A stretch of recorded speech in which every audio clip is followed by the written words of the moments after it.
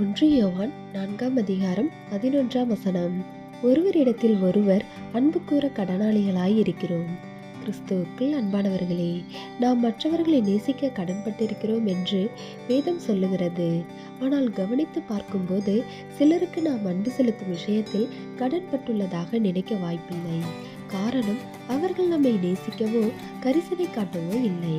ஆனால் தேவனாகிய கர்த்தர் நம்மை நேசிப்பதற்கு கடன்பட்டிருக்கவில்லை. ஆனாலும் அவர் நம்மை நேசிக்கின்றார். அதுபோல நம்மை நேசிக்காதவர்களை நாமும் நேசிக்க கடன்பட்டிருக்கின்றோம். தேவன் நமக்கு காண்பித்த அன்பை நாம் பிறருக்கு காண்பிப்பதே கிறிஸ்தவ நியதி. தேவனிடமிருந்து அன்பை பெற்று மனுஷர்களுக்கு அதனை திருப்பிக் கொடுப்பதே அன்பு கூறுவது என்பதை நாம் அறிந்து செயல்பட வேண்டும்.